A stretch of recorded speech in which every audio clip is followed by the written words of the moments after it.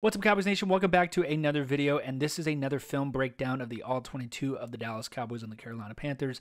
The Dallas Cowboys took care of business in Carolina on the road, winning 33-10. There's a lot of good things that could be taken from this game, and of course, you can see my full breakdown with my post-game reaction on my channel.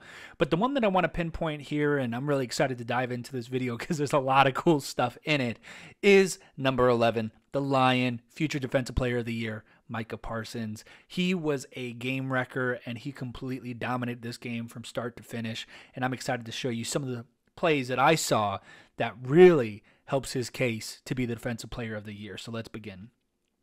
First play that you see here is one of the first plays of the game. Immediately, I knew this was going to be a day for number 11. We'll go ahead and pause it right here so you can see it from this different angle. But Micah Parsons is lining up on this side. Just pressure and pressure again throughout the entire game.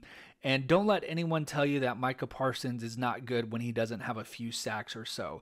That's just, sacks and stats, they're important, yes, but sometimes they don't give you the overall picture of what a player contributes. And I always point to DeMarcus Lawrence, and he had a great game today too, but DeMarcus Lawrence is always that example for me that I like to pinpoint to viewers and fans that sometimes it's not always statistics that show you who is a great player. And I know I'm talking here too much, so let's kind of play this here a little bit. But Micah Parsons comes up here, dominates his matchup here on the side, avoids the chip, reads that. And it's just the pursuit that really got my attention going, knowing that he was going to have a really great game today.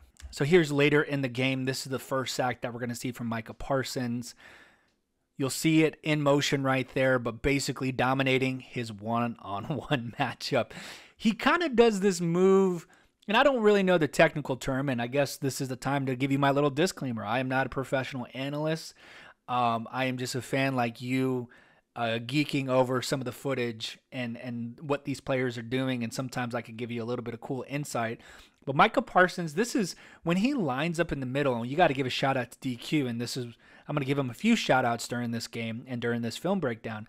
But when they line Micah Parsons up in the middle, he really owns that gap and can really make some plays. But I've seen this way too many times this year, him just dominating in the open space right there. And back to what I was going to say, and it's almost like a Euro step. The hand and then the step to the left, that's just too easy for Micah Parsons. You'll see it here again. 9 pressures, 6 hurries, 3 stops, 2.5 sacks for Micah Parsons on this incredible day, and that was too easy. So here's the other play, and I'll stop it right here. Micah Parsons on the left-hand side. Of course, this tape is not going to be all about glorifying the Defensive Player of the Year, in my opinion. I want to be fair, unbiased, and realistic. And I think the way to stop this, if you're an opposing team, is you have to game plan, obviously, by isolating Micah Parsons. And this is a really good example. And if you want a really another good example, you got to look at that San Francisco 49ers game. Micah Parsons is so good, he will shut down half of the field, and you probably have to run it on the other side. And that's what makes this defense so lethal sometimes. But the 49ers really really game planned really well in isolating Micah Parsons. And the Panthers did it here, running it away from Micah Parsons' side, and they broke away for that big run right there. And, I got to give credit. They did that a few times, but, you can't play the whole game isolating one side of the field and just go into one. So here we go. This is the second sack of the day. I'm going to pause it here because you'll see some of the players are a little bit out of position from what we normally see. For example, Micah Parsons playing the middle, but DeMarcus Lawrence right here is playing the inside. And I got to give a hats off to Dan Quinn here, the defensive coordinator, for utilizing his best players and making them versatile. Because DeMarcus Lawrence usually plays a defensive end position, so we'll usually see him on the outside, maybe where Dorrance Armstrong is or Dante Fowler. But this is what makes this defense an absolute menace for any opposing offensive coordinator. I'm going to go ahead and play it, but you'll see Micah Parsons come here in the middle for his second sack of the day, just completely untouched. But I'll show you what the detail is and how exciting this play makes me. So they switch right here. Lawrence gets in the middle, Micah Parsons on the right-hand side. But the details matter, because when you have someone like DeMarcus Lawrence playing inside, that offensive line is going to pinpoint their attention to DeMarcus Lawrence because he's one of the best defensive players in the National Football League. And if you don't agree, you're just not watching and you're not seeing what we're seeing. But as we already saw, Micah Parsons is going to go around this way. But the details matter, like I told you, because DeMarcus Lawrence is going to take this double team, and it confuses this Panthers offensive line. Now, Carolina doesn't have the best offensive line, and they're taking advantage of that by confusing them here. And just, it's a work of art. Just watch the double team, and they don't even touch Micah. Take a look.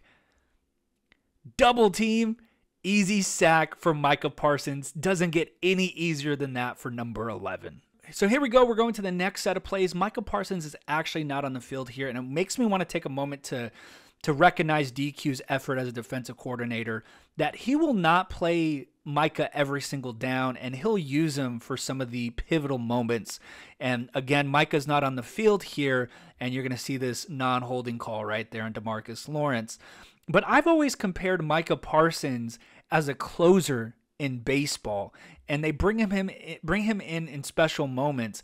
And this defensive line and this defense is already so hard to play against, and now the next play you're going to bring out Micah Parsons right there. So again, I always compare Micah Parsons to being a closer in baseball. They bring him out in the special moments, the crucial moments, to take advantage of his health, of his freshness, and sitting on the sideline so that he can give you a really good 1 or 2 plays. And this is exactly what it is here now. And now it's third down, and they got to deal with Micah Parsons here. And you'll see them. He's set on the outside again, pointing to the example that they love moving Micah around. He played everywhere against Carolina. Here on the side, you saw him play on the inside. And then I actually have a play to show you where he plays linebacker. But this is utilizing Micah Parsons, having him fresh and ready, because he completely blows up this play, dominates his man-on-man matchup. The closing speed from Micah Parsons is insane. We notice it his rookie year, and he's just continuing with that insane closing football speed. Look at that. The swipe again, cut inside, completely blows up the play and ruins the play call. And then the very next play again, Micah Parsons, everyone on this offensive line, and Bryce Young was rattled, but everyone on this offensive line knows where number 11 is. The only problem is with this defense, as we all know as fans, is there's more to this defense than Micah Parsons, and we're going to see that on this exact same play. A lot of attention to Micah Parsons. Bryce Young reads it in his peripherals, steps up. DeMarcus Lawrence is right there. I mean, every kind of pressure, and I'll pause it right here, every kind of pressure that you saw from Bryce Young, he's stepping up in the pocket because he's sensing Micah on the left side, on the right side, in the middle. I mean, Micah Parsons was just haunting Bryce Young on Sunday. And so he's coming up on the edge, steps up, and DeMarcus Lawrence is right there. So like I said, the Cowboys utilize Micah Parsons everywhere on Sunday. Defensive end, defensive tackle position, and right here's a linebacker. And this is just in all fairness and being unbiased and realistic here. This is a bad play by Micah Parsons as a linebacker. And you'll see it right here. Carolina gets a big run right here, but Micah just makes the wrong read. He's too aggressive on that one, and it's a big run too. And I think this is something that if you get Micah more snaps and more reps at the linebacker position, he'll naturally adjust to that. But he was just too aggressive on that one. And the job of a linebacker, especially middle linebacker, you want to be aggressive, but you definitely want to contain as well. And this was just a poor read right here. He trusts his instincts, and his instincts led him the wrong way, because number 30 just does a little stutter step right there, and Micah overjumps it.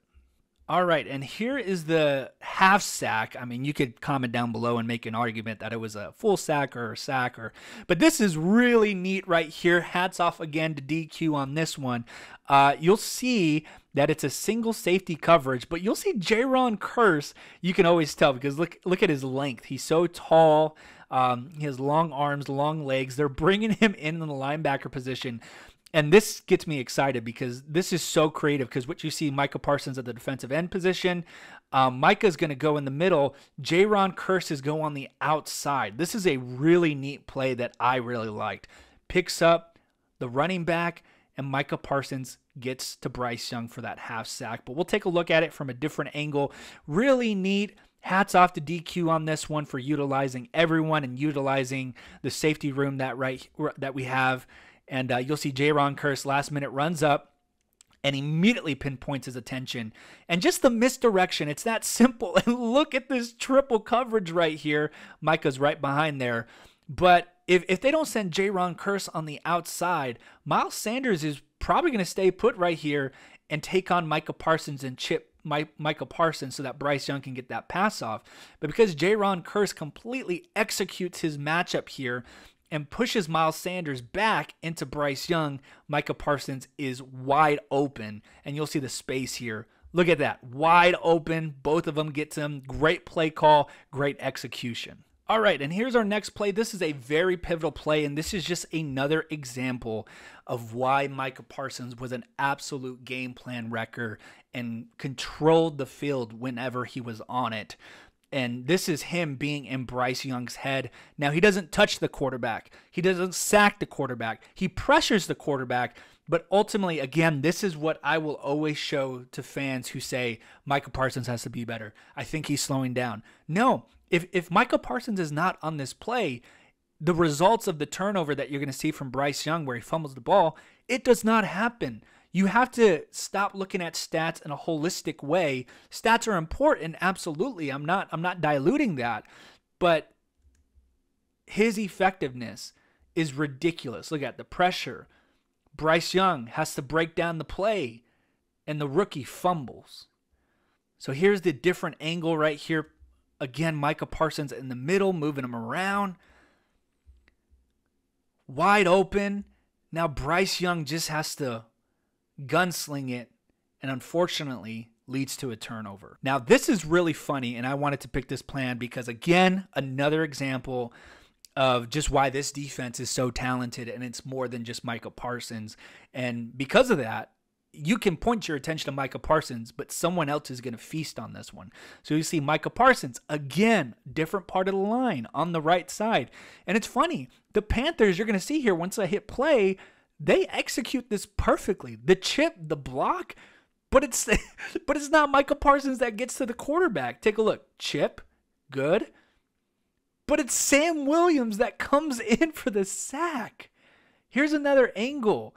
The Panthers executed this beautifully, but what opposing offenses has to account for is Sam Williams, Dante Fowler, Neville Gallimore, Osa Odigizua, DeMarcus Lawrence. We have so much depth. Mozzie Smith. We have so much depth at this position, and I forgot a few names. Well, I didn't forget them. I just didn't list them, but the list goes on, guys. And that's what they have to, what opposing offenses have to deal with now, is we can take Micah away from the play, but now we got to take on Sam Williams. And I'm really excited for Sam Williams. I think he's going to have a great rest of the season. His reps are increasing, and he had a great game against Carolina. But check this out. Chip, boom, but don't even have to worry about it because Sam Williams gets the sack. But that's it for this film breakdown. Again, Micah Parsons had an incredible game and completely derailed the Carolina Panthers offense in Week 11. But I'll be sure to do another video next week for the Thanksgiving game between the Cowboys and the Commanders. I'll see you then. Be sure to like and subscribe. Go Cowboys.